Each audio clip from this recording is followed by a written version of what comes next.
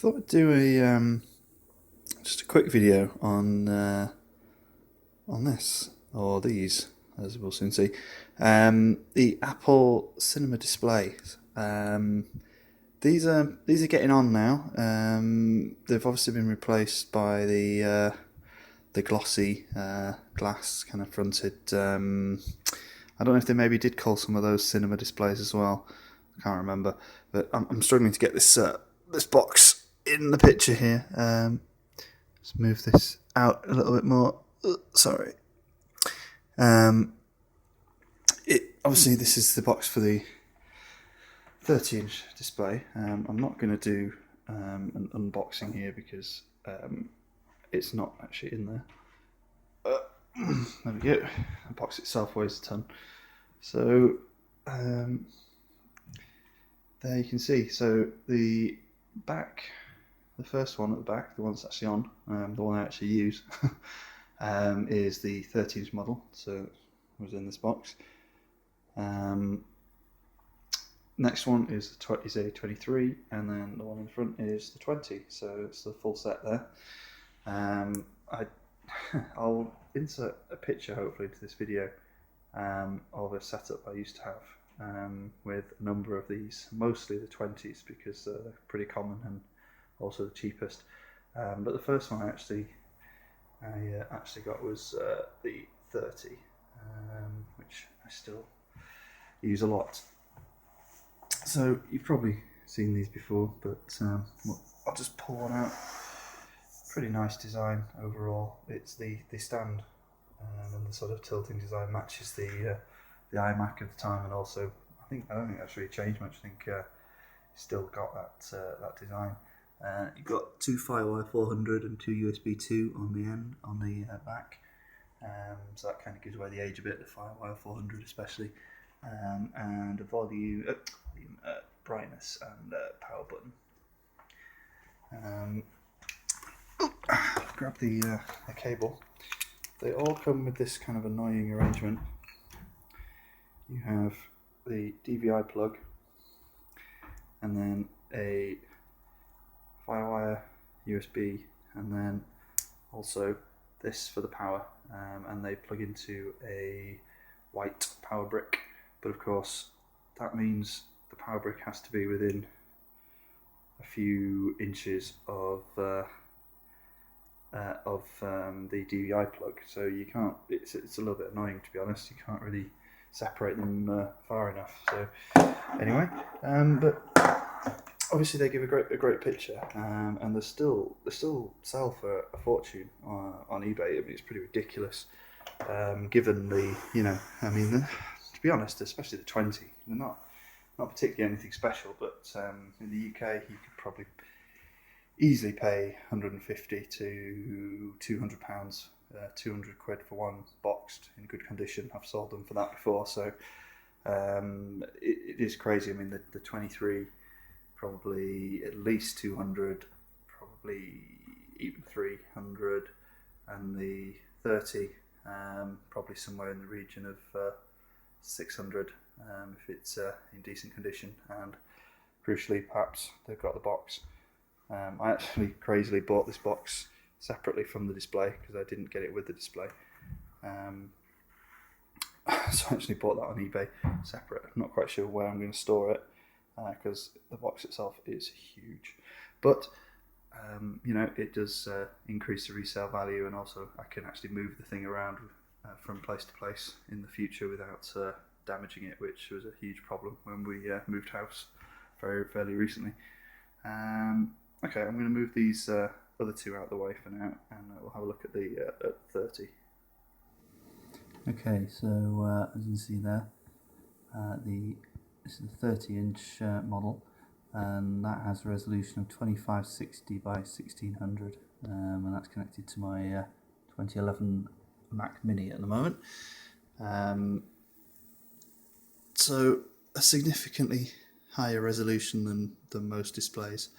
Obviously, far in excess of 1080p HD, and you can imagine when this was launched, as there is the sort of Apple keynote video from when these were launched. This was in the Power Mac G5 days, 2005, I think. You can imagine then this would have been pretty incredible resolution. I mean, it still is now, really. There's still not much that you don't get, obviously, many screens that have this kind of resolution.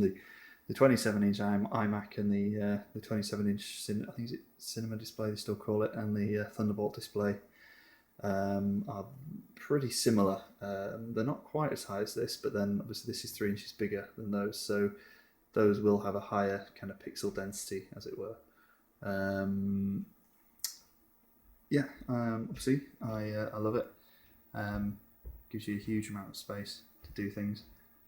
The only problem is, of course, you do find yourself just expanding web pages and things to fit, or, well, not fit, but to use most of the space, and most of it's white and and not particularly needed around the edges. I'm just trying to see if I can switch to a browser.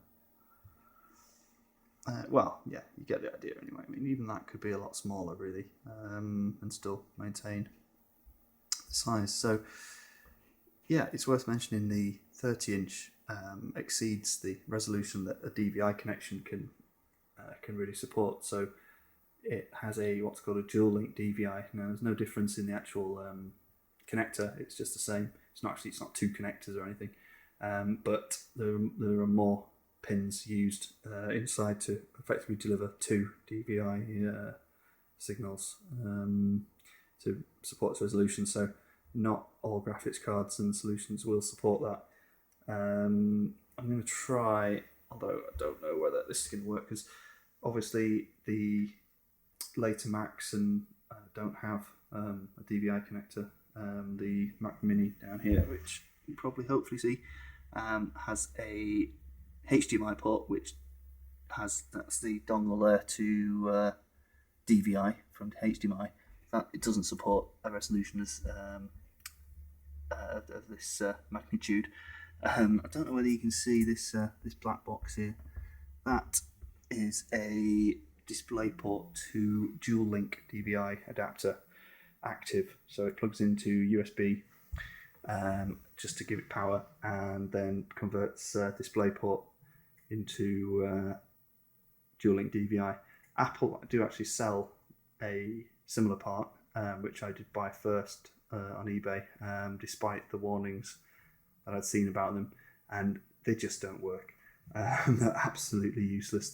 There were later firmware models that were supposed to fix problems. I still had the problem, and let's face it, if it's not going to work with an Apple monitor on an Apple machine with the Apple adapter, then there's something badly wrong. I bought this one. Works absolutely fine, no problem at all. So it's a bit annoying that the Apple part doesn't do the job. Also because this one is it doesn't, obviously I've got a mini display port on the iMac and the Mac Mini. That's a display port, so I needed a mini to display port adapter, which adds to the complication and the bulk, but it works. What can you do? There you go, there's the power supply. These vary in size and wattage for the 3 monitors. This is a 90 watt one, so that is for the 23. I think it's 60 or 65 for the 20, and like 130 or something along those lines for the 30. So you need to make sure you get the right one. The higher ones will power the lower ones, and there is some kind of keying or signalling in the power connector to check that the monitor you're plugging in is you're not plugging in a large one into a smaller adapter. There is a problem with the 23s especially, where they just fail to turn on, and you can block a couple of pins, I think, in the power connector to prevent some of that intelligence from working, and then it'll power on. I haven't come across that yet, and I have 2 of the 23s knocking around at the moment, and neither have that problem, one of which has been pretty badly abused, and it still seems to work fine. So, touch wood, and haven't come across that issue myself. And just as promised, just to finish, there is my previous setup. That was when I had the Mac Pro, and that's kind of what started this ridiculous obsession with these cinema screens. Got the Mac Pro, got the 30-inch model, as you can see in the middle of the picture. This is the one I'm still using. Got that from one of these kind of I want to say like pawn shops, but it's called CEX in the UK. I think in the US they trade as like We Buy or something. They do have stores, I think, in the US a little bit now. And basically just people buy and sell crap, mostly like video games and stuff, but also hardware. And I bought that for 480 quid, which is a lot of money, but it did come with a 1-year warranty, which is now expired. I've had it about 14 months, I think. But also I was able to just trade in loads of crap that I had lying around. I just sort of looked on their website, got the prices beforehand, selectively chose what I was going to get a good price for. Just things like an old hard drive I had lying around, shoved it in an external USB enclosure and got 20 or 25 quid for it or something. And there was just certain things that really did kind of bring the price down quite a bit. So I think I ended up paying cash of around 240 for it, plus all this junk that was lying around. So, and none of that junk was really worth anything to me, to be honest. So that was a pretty good deal, I thought.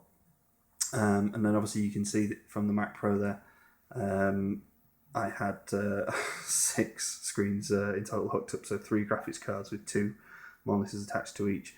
And effectively when we moved, I just didn't have half the room that I previously had, far less than that even. So they were pretty much sold off. I still have 1 or 2 knocking around that I need to get rid of. And I've recently acquired another 23-inch model, just because it was ridiculously cheap, and I can sell it for at least 3 times what I paid for it. So I may well do that, or maybe just clear out the 1 or 2 extra ones I have and keep the 23. I don't know. Ideally, switch back to this screen. Ideally, I would have 2 of these 30-inch screens, but unless you've got a Mac Pro, you can't really power those or drive those through a Mac. You could do it with the Power Mac G5 as well, with particular graphics cards, but obviously that wouldn't be very useful either. And I sold my Mac Pro basically because it was one of the early ones, so it no longer supported the latest OS's. Mountain Lion wasn't supported because it's a 32-bit EFI. And I think I just about got rid of it before the prices started plummeting on eBay. You can now pick them up relatively cheaply compared to what they used to sell for. So it used so much electricity, it was ridiculous. Whereas the Mac Mini there that I replaced it with uses in the sort of less than 10 watts, I think, sometimes idle, compared to kind of a couple of hundred that I think the ones for the graphics cards and everything were in the Mac Pro was using. So yeah, love these displays. Any questions, comments, leave them below.